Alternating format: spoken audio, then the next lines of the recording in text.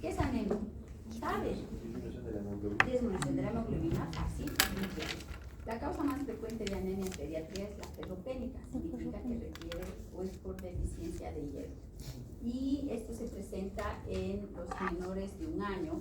De 100 chicos, 95% tienen anemia. Y la anemia es ferropénica, porque los niños no tienen dientes, por lo tanto no consumen carnes rojas y tampoco consumen verduras. ¿Sí? Es por deficiencia de hierro. Esa es la razón de por qué cuando hacemos controles niños sanos, a partir de los 6 meses se da suplementos de hierro, ¿no? Entonces, ese es el objetivo, de evitar que los chicos tengan, o la mayor cantidad de chicos tengan anemia. Pero dentro de las otras causas de anemia, tenemos las anemias hemolíticas y tenemos las anemias aplásicas. ¿Dónde se forman los elementos formes de la sangre? En la médula ósea. ¿Y qué hay en la médula ósea? ¿Está quién? La célula madre pluripotencial. ¿Y qué va a dar origen a qué? A los glóbulos rojos, a los glóbulos blancos y a las plaquetas. Si ustedes tienen un paciente que está palidez, con palidez mucocutánea y tiene el antecedente de que tiene epistaxis o gingivorragia y está pálido, ¿qué tendrían que solicitar? Un hemograma. Entonces, ¿cómo confirmamos el diagnóstico de anemia? Con un hemograma, porque en el hemograma vamos a tener hemoglobina, hematocrito cuantificado. Pero además, el hemograma nos ve y nos cuantifica los glóbulos rojos, los glóbulos blancos y las plaquetas. ¿Qué pasará si este paciente que tiene 10 años y la madre lo trae porque tiene epistaxis en estos últimos 6 meses, como en 4 oportunidades, y que además lo ve muy pálido, muy blanco, ¿no? Entonces, y solo quiere dormir, dice la mamá que lo ve desganado y tiene mucho sueño. La mamá dice, parece que tiene anemia. Listo. Y ustedes le solicitan un hemograma y resultados que tiene 2.000 de leucocitos, tiene 70.000 de plaquetas y tiene además una hemoglobina de 9. ¿Qué tiene? ¿Qué pasa cuando todos los valores de la sangre, los elementos formes de la sangre están bajos? O sea, los glóbulos rojos, pancitopenia. ¿Y qué significa que un paciente tenga pancitopenia? Falla de médula. ¿Y cómo se llama la falla de médula? Aplasia de médula ósea. Es una aplasia medular. ¿Sí? Muy bien. Entonces, lo que quiero decirles es que ustedes ven un paciente que tiene epistaxis, gingivorragia, que tiene ganglios linfáticos en la cadena ganglionar, axilar, inguinal. Si es un paciente que tiene epistaxis o gingivorragia, ustedes deben de ver cómo está funcionando esa médula ósea. ¿Cómo lo van a ver? Con un hemograma. Con un hemograma ustedes van a ver si este paciente tiene una pancitopenia o tiene una hiperleucocitosis o solo tiene trombocitopenia, y con un hemograma ustedes van a saber qué está pasando con este pequeño. ¿Sí? Muy bien. Entonces ahora vamos a hablar de las anemias hemolíticas. ¿Qué pasará cómo será una anemia hemolítica? Porque una anemia ferropénica ya dijimos que es por deficiencia de hierro. Y en el caso de una anemia hemolítica, destrucción de glóbulos rojos. Destrucción de glóbulos rojos. ¿Y por qué se destruirá un glóbulo rojo? Trauma.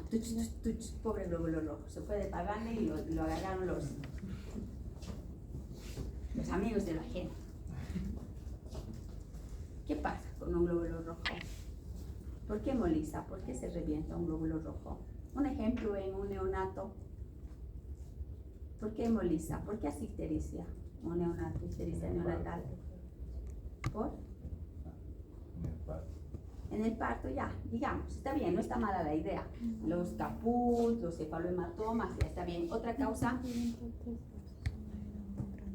¿Por qué hay ictericia neonatal?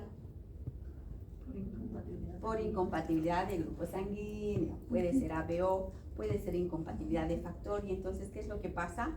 Hay hemólisis, destrucción del glóbulo. Pero para que un glóbulo se destruya, generalmente se debe porque hay alguna alteración a nivel del glóbulo rojo.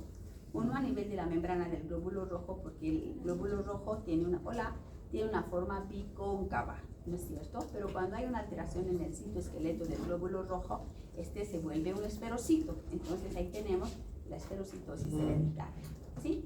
También puede deberse a algún defecto a nivel enzimático del mismo glóbulo rojo, como la deficiencia de la glucosa 6-fosfato. Y también se puede deber porque hay alguna alteración, ya hablamos de las hemoglobinas, cuando hay alteración en la hemoglobina, las hemoglobinopatías, donde está la alfa-talasemia y la beta-talasemia. ¿Sí? Sencillo. Entonces, la esferocitosis hereditaria es una causa de anemia hemolítica. La deficiencia de la glucosa 6-fosfato deshidrogenasa también y las hemoglobinopatías también. La idea es que ustedes cuando vean un paciente que tiene anemia, o sea, tiene palidez y tiene ictericia, tienen que pensar y sospechar de que lo más probable es que tenga una anemia hemolítica. Por lo tanto, al solicitar un hemograma también le solicitarán bilirrubinas, porque si es una anemia hemolítica y hay hemólisis, ¿qué bilirrubina se eleva? La indirecta. ¿Cuál? Indirecta. La indirecta. Muy bien. Fácil. Ese es el resumen de las anemias. ¿Sí? Sencillo. Cuando es una anemia por esferocitosis hereditaria, o sea, la idea es que ustedes pidan un hemograma, pidan reticulocitos, pidan un extendido de sangre periférica, porque con un extendido de sangre periférica nos van a poder decir qué forma tiene ese glóbulo rojo también, ¿no? Nos van a decir glóbulos rojos esferocitos, cilíndricos, entonces habrá que pedir otras pruebas. Pero la idea es que ustedes como médicos generales, cuando vean a un chico de 3 años, barrigoncito, hepatoesplenomegalia, palidez, ictericia, anemia hemolítica. Le piden un hemograma, recuento de reticulocitos, extendido de sangre periférica, listo. Sí, los leucocitos normales, las plaquetas normales, la hemoglobina recontrabaja, al igual que los glóbulos rojos, y las bilirrubinas están aumentadas a expensas de la indirecta, le pide un examen general de orina y el urobilinógeno está aumentado, entonces es una anemia hemolítica. Nada, al pediatra o al hematólogo pediatra. Y ellos verán si le piden otras pruebas para confirmar el diagnóstico. Pero la idea es que ustedes capten al paciente y deriven en forma oportuna.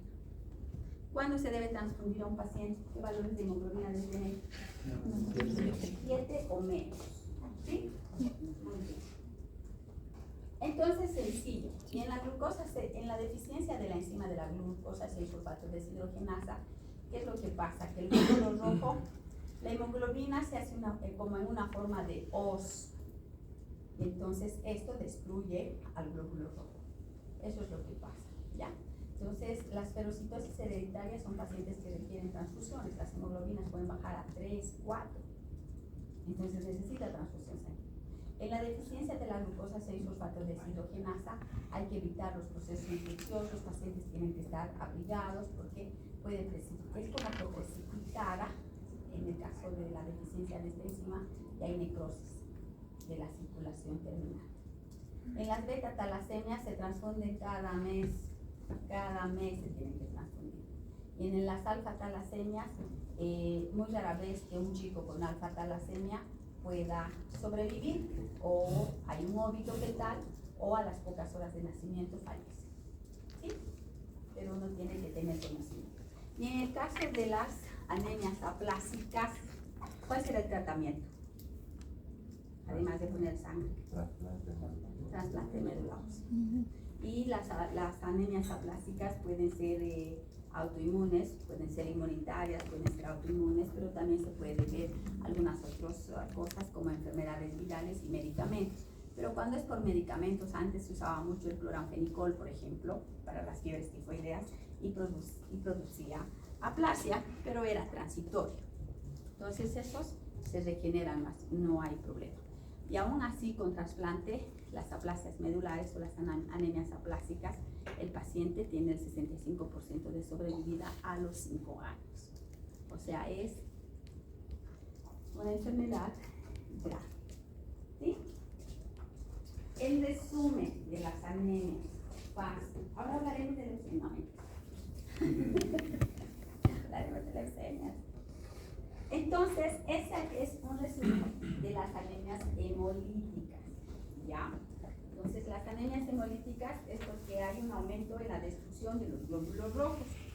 Y si hay un aumento en la destrucción de los glóbulos rojos obviamente su tiempo de vida va a disminuir. Lo normal que vive es 120 días, pero si se emboliza, si se revienta, entonces estos 120 días van a disminuir, ¿ya? Hay un mecanismo compensatorio, obviamente, por eso cuando pedimos reticulocitos en el hemograma, estos reticulocitos van a estar aumentados en una anemia hemolítica. Y va a haber un aumento de producción, obviamente, de los glóbulos rojos porque se va a querer compensar este inconveniente que tiene el paciente. ¿Por qué se va a caracterizar la anemia hemolítica? Ya lo dijimos, hay una disminución de la vida media de los eritrocitos, hay un aumento de la destrucción de los glóbulos rojos en la circulación, a lo que se llama una hemólisis intravascular, pero también hay un aumento de la destrucción de los glóbulos rojos en los órganos hematopoyéticos como el hígado y el vaso.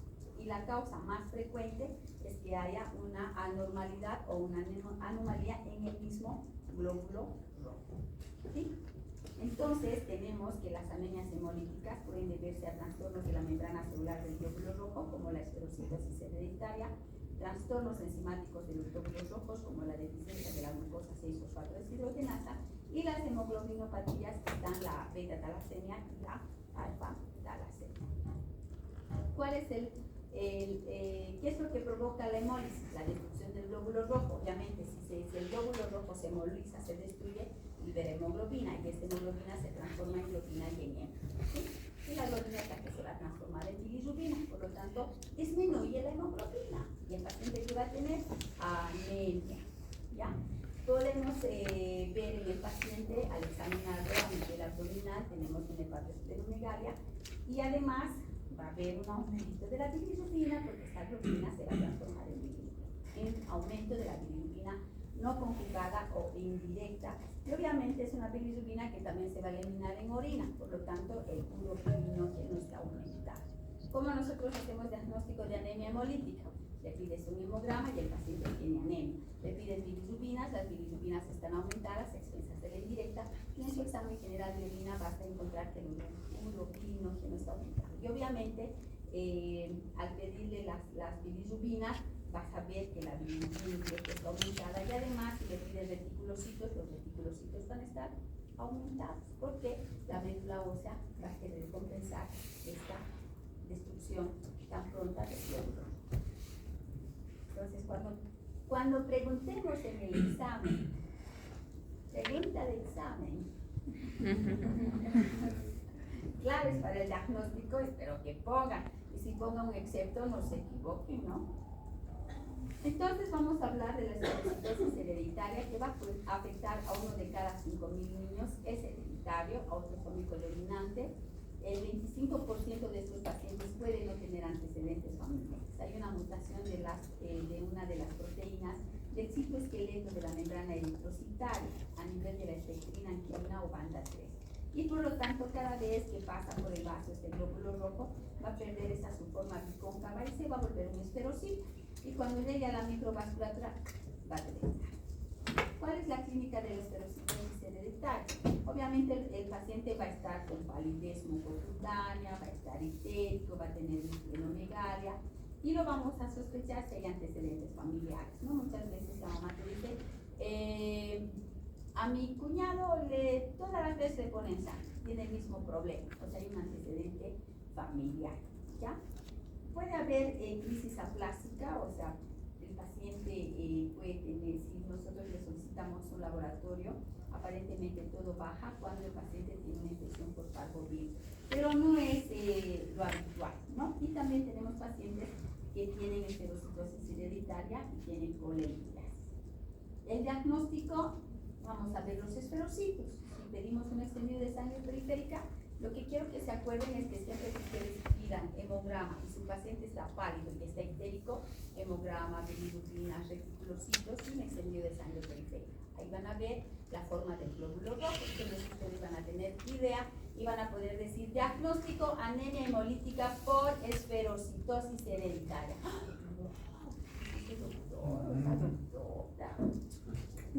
¿No?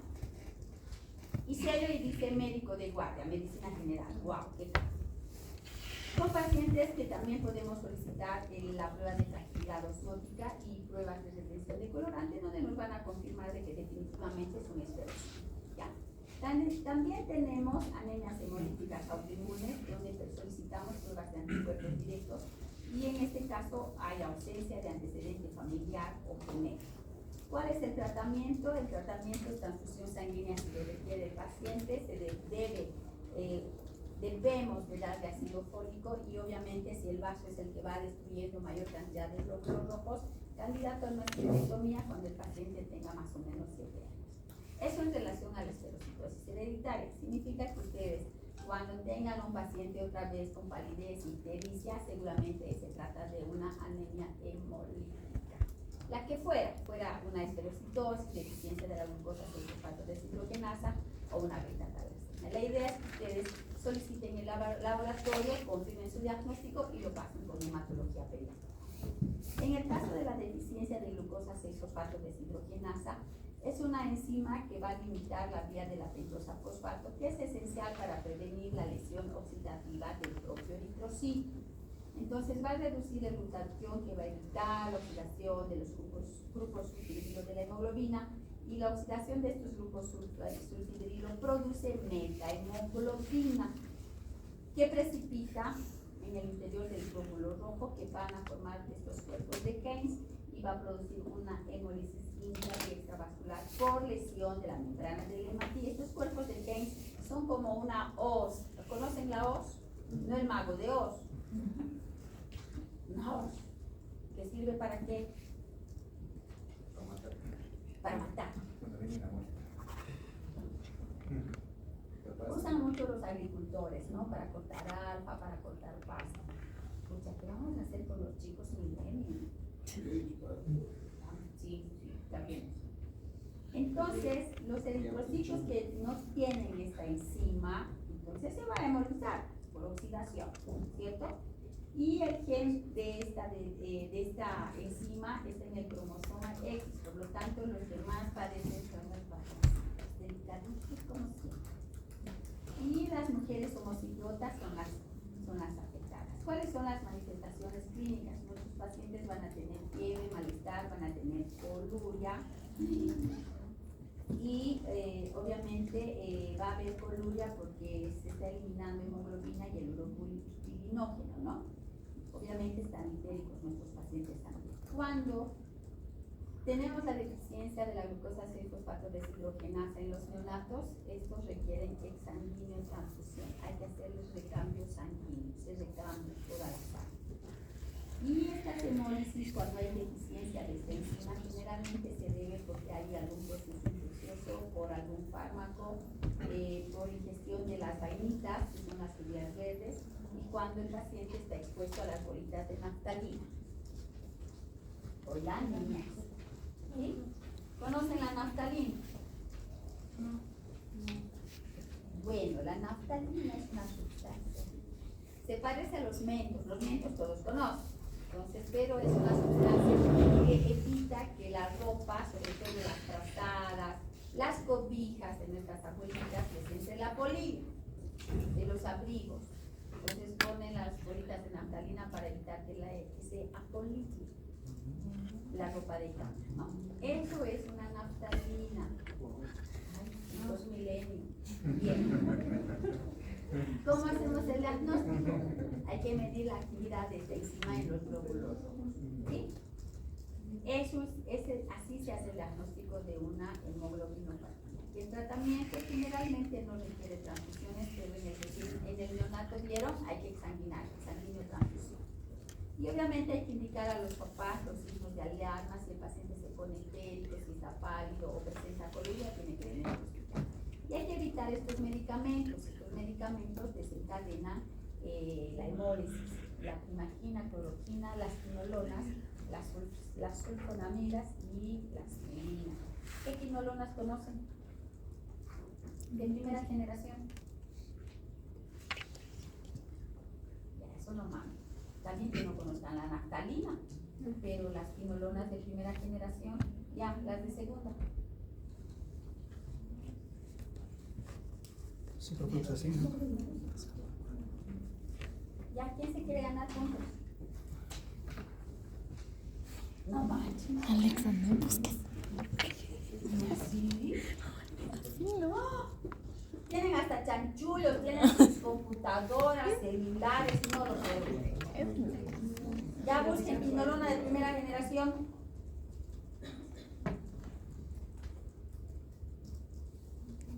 No se dice incentivar ni estimular. ¿Cuál es la palabra?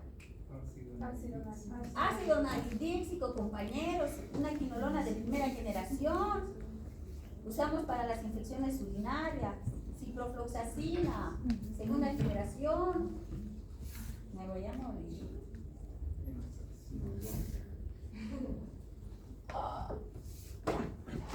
Luego tenemos la levofloxacina, tercera generación. ¿Sí? Pero chicos, ¿qué pasa? Pilas. No quieren ser médicos estos chicos, no va a dar. No quieren. Bien, vamos a hablar entonces de las hemoglobinopatías y tenemos porque hay una disminución o ausencia de la producción de la hemoglobina A. ¿Sí? ¿Qué tipo de hemoglobina tiene el recién nacido? Ya está bien, eso no me sorprende, pero ya las quinolonas. La hemoglobina F de feto, fetal, hemoglobina fetal. La nuestra es una hemoglobina de adulto, hemoglobina A. La hemoglobina fetal tiene mayor avidez por el oxígeno. Esta es la hemoglobina que tiene el recién nacido, porque cuando nace lo primero que tiene que hacer es respirar. Pasa la prueba de que si va a vivir o no va a vivir, ¿no? Si es varón, hace taquipnea transitoria. Te joroba el turno, porque lo tienes que observar, etc. Entonces, yo me debo con chicos. Bueno, y entre las hemoglobinopatías tenemos la alfa y la beta talasemia. Y la enfermedad Drepano, que es un caballo. Sí, entonces la enfermedad drepanocítica es por una mutación de la hemoglobina B, ¿ya? Y produce pues anemia. Y también tenemos la enfermedad de la SC. Y ahí empieza también la otra clasificación de las beta-talasemias drepanocíticas. En el caso de las hemoglobinopatías hay que tener mucho cuidado en el caso de las hemoglobinopatías, porque lo que pasa es que esta hemoglobina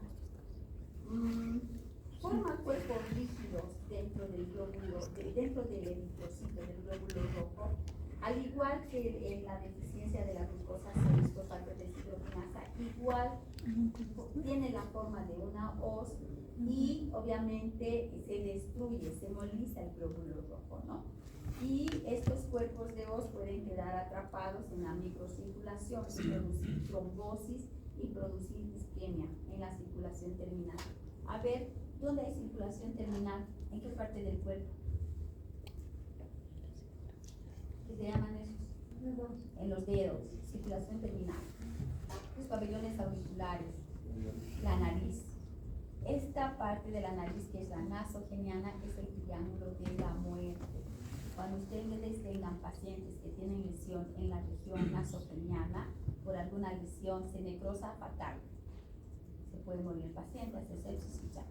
Los dedos tienen circulación terminal de las manos, de los pies, ¿sí? Y en relación al órgano sexual masculino también tiene circulación terminal. Entonces, estos pacientes es como que precipitada y puede obstruir la microcirculación y puede producir necrosis en el caso de las hemoglobinopatías. ¿Cuál es la clínica? El paciente tiene anemia, puede tener procesos infecciosos, tiene crisis dolorosas obviamente, porque si hay algo que está obstruyendo la circulación y no pasa sangre, va a doler. Los pacientes tienen datos de anemia aguda, pueden tener priapismo, puede haber esplenomegalia y obviamente a largo plazo el paciente va a tener problemas. El tratamiento, si tiene un proceso infeccioso por las lesiones de necrosis, tiene que recibir antibiótico. Son pacientes que tienen que tener todas las vacunas completas, son pacientes que deben recibir ácido fólico y obviamente debemos de reducir estas crisis veno-oclusivas abrigando al paciente. Las beta-talasemias es deficiencia de la cadena B, es una deficiencia de la cadena B de la hemoglobina. ¿Ya? Igual, produce precipitación dentro de la membrana celular a nivel de la médula ósea y en este caso el paciente tiene una eritropoyesis ineficaz. El paciente tiene anemia ictericia posterior a los 6 meses de vida, hay retraso en crecimiento de desarrollo, hay una hematopoiesis extramedular, entonces el paciente puede tener un cráneo prominente porque como no puede haber la formación de elementos formes de la sangre en la médula ósea de los huesos habituales, entonces va a haber hematopoiesis en otros huesos, como los huesos del cráneo y del maxilar inferior. ¿En qué huesos se produce? Pues ¿en qué huesos la médula ósea va a producir los elementos formes de la sangre? ¿Cuáles? ¿Cuáles? Los huesos largos. Ya, los huesos largos como el fémur y qué más. Pero me lo sabe. Estaba en la calle. La pelvis, ya soldado, pero en aire. El esternón. La cresta ilíaca anterior superior, por eso cuando se hace el aspirado de médula ósea o se hace del esternón o de la cresta. Tratamiento es que se hace las transfusiones sanguíneas una vez por mes. Las complicaciones obviamente son pacientes que van a tener depósito de hierro, pueden ir a una miocardiopatía, afectan el hígado, puede haber cirrosis, afecta el páncreas, puede haber diabetes y a nivel de la hipófisis hay un retraso del crecimiento y de la maduración sexual. En la piel hay hiperpigmentación. Y la alfa-talasemia, que es por la dirección de los 4 genes de la alfa-globina, produce un hidrox fetal. Los pacientes tienen, o la mujer embarazada cuyo bebé tiene una alfa-talasemia, va a tener un hidrox y va a tener un óbito fetal, un orfinato, o al nacimiento va a sobrevivir solo pocas horas. ¿Sí? Eso en relación a las anemias hemolíticas, que es por destrucción de los glóbulos rojos. Ahora, hay anemias por baja producción de glóbulos rojos, la otra era por destrucción. Ahora, esta es porque la médula ósea no produce los glóbulos rojos, la cantidad que debería de producir, y este tipo de anemias son las hipoproliferativas. Y esto es porque la médula ósea no produce la cantidad suficiente. Y esta puede deberse porque hay un trastorno a nivel de la médula ósea, porque hay un trastorno en la producción de eritropoyetina o porque hay un trastorno en la maduración del glóbulo rojo. En los trastornos medulares tenemos la anemia aplásica, que puede ser congénita o la podemos adquirir. ¿Ya? Y tenemos la aplasia pura de glóbulos rojos congénita, como el síndrome de Blackman, y adquirida como la eritroblastopenia transitoria de la infancia. Y por último, entre los trastornos medulares donde no se va a producir la cantidad suficiente de glóbulos rojos, tenemos la de reemplazo medular, y aquí tenemos las neoplasias, las osteoporosis y la mielofibrosis. Entonces, esas son las razones de por qué la médula ósea puede no producir la cantidad suficiente de glóbulos rojos.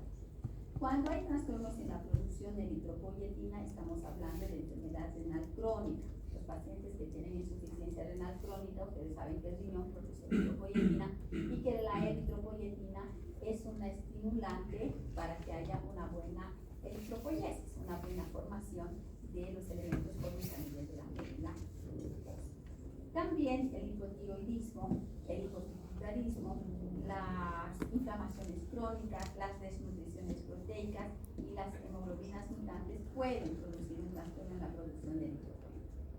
Los trastornos en la maduración del glóbulo rojo, trastornos en la maduración del citoplasma del glóbulo rojo, tenemos déficit de hierro, las talasemias, las anemias sideroblásticas y las intoxicaciones crónicas. En el caso de trastorno en la maduración del núcleo del glóbulo rojo, tenemos el déficit de ácido fólico y el déficit de vitamina B12. Entonces, para ver que hay una disminución en la producción del glóbulo rojo, pueden deberse a 3 causas: trastornos medulares, trastornos en la producción de eritropoyetina y trastornos en la maduración del glóbulo rojo. ¿Sí? Entonces, tenemos el trastorno de la médula y aquí tenemos hablamos de las anemias aplásicas. ¿Sí? ¿Cómo se caracteriza o por qué se caracteriza una anemia plástica? Ahí hemos hablado, pancitopenia. ¿Sí? Tiene anemia, trombocitopenia, leucopenia o granulocitopenia. Esta es una anemia aplásica. Las anemias aplásicas pueden ser severas pueden ser hipoplásicas. Las hipoplásicas son reversibles, en tanto que la severa necesita un trasplante de médula ósea. Cuando decimos que una anemia plástica es severa, cuando nosotros solicitamos en un hemograma un recuento de reticulocitos, este es menor al 1%. Es diferente, en una anemia hemolítica los reticulocitos están aumentados, en una aplasia no. El recuento de plaquetas son menos de 20.000 plaquetas y los glóbulos blancos o los granulocitos en números absolutos son menos de 500 por mililitro. ¿Qué hay que hacer? Un aspirado y biopsia de la médula ósea y ahí vamos a saber si es una hipoplasia o es una aplasia.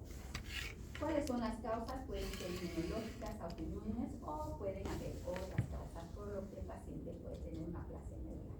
Entre estas otras causas tenemos las drogas como el cloranfenicol, la aspirina, los citostáticos, anticonvulsivantes, la cimetidina, la ranitidina, las sulfonamidas y algunas otras.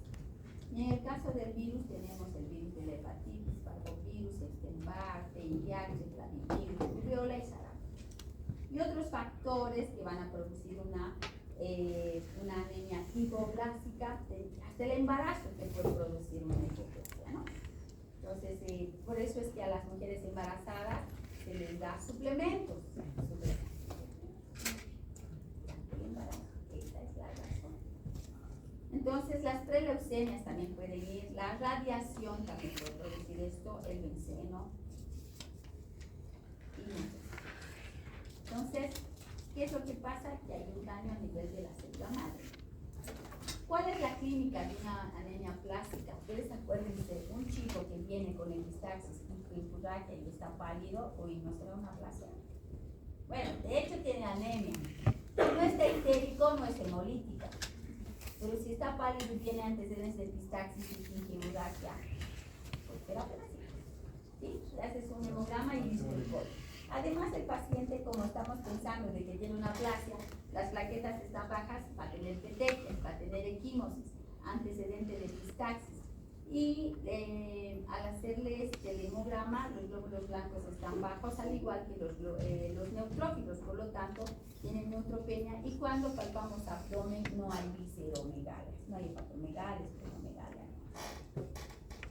¿Cuál es el tratamiento? Entonces, el paciente tiene neutropenia febril, o sea, tiene pancitopenia, los neutrófilos están bajos y además tiene fiebre, requiere antibióticos.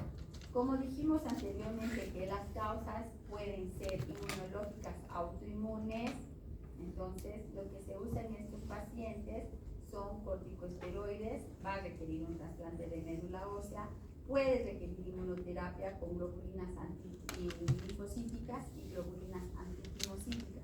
Y obviamente va a también administrar factores de crecimiento hematopoético. La mortalidad, si se hace el diagnóstico y no se hace un trasplante de médula ósea, es alta. Hasta los 6 meses después del diagnóstico, con medidas de soporte, el paciente muere. Si tiene un trasplante de médula ósea, el 65% tiene una sobrevida hasta los 5 años.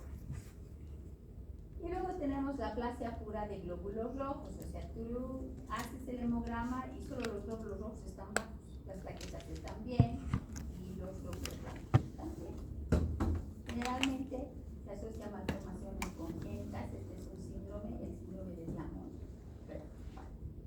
Puede haber micro y macrocefalia, hipertelorismo, son chicos sindromáticos, ¿no? Entonces, tiene malformaciones congénitas. Entonces, imagínense, puede tener microcefalia. ¿Cuál es el perímetro cefálico normal de un recién nacido?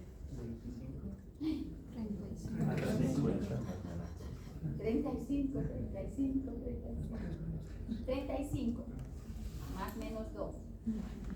Pero imagínate que tenga microcefalia o tenga macrocefalia, que tenga 38, 39, ¿sí?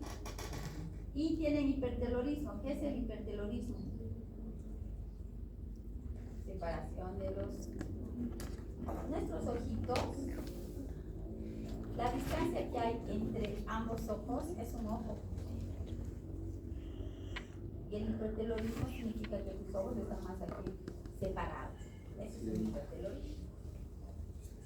Tiene labio leporino, paladar hendido, parece tiene como rasgos de un tapo. Hay debilidad en el pulso radial, tiene un pulgar trifalángico, talla corta. O sea, son chicos sintomáticos. Cuando tú ves a un niño y tú lo ves y dices, no parece normal. No tiene datos específicos de algún síndrome, pero ahí no tiene datos de un síndrome. Entonces los glóbulos rojos están bajos, los glóbulos blancos están normales, las plaquetas están normales, y el triglicerídeo puede estar aumentado, la insulina está aumentada y el ácido fólico está aumentado. Tratamiento de reemplazo, o sea, una transfusión de glóbulos rojos, de un paquete globular. Se puede usar prednisona a 2 miligramos kilo día y obviamente también va a requerir un trasplante de médula ósea. El pronóstico, dependiendo de lo que responden a los corticoides, es bueno, pero la mortalidad va a sobrevenir a los 10 años por una sobrecarga de hierro, porque son pacientes que son transfundidos con mucha. Eso en relación a las anemias. Entonces, anemias por deficiencia de hierro, las ferropénicas, las anemias hemolíticas y las anemias que pueden ser por disminución en la producción de la médula. ¿Sí? Un repaso de lo que han hecho ustedes en EMA. Bien. ¿Sí? ¿Qué horas son? 7:25. Hoy tenemos todo el tiempo. Un break, tomen un café, un cuñapé. Subieron el patrón por si acaso.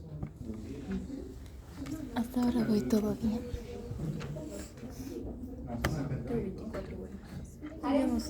¿Ya has revisado? No manches, luego tenemos examen. Yo no sabía bien.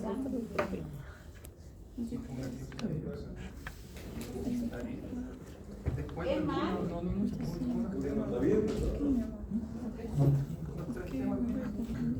Sí, el primer examen creo que es 3 temas. Muy mal. No sacaron 100. Y nadie ha sacado 100.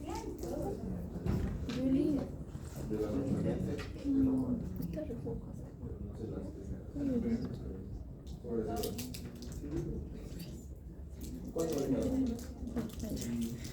¿Cuánto vale cada uno? No sé. ¿Cuántas preguntas eran? Creo que me equivoco en uno. ¿Qué? En uno. ¿Solo fue esto? Creo, no sé. Pero no sé las preguntas que te dan.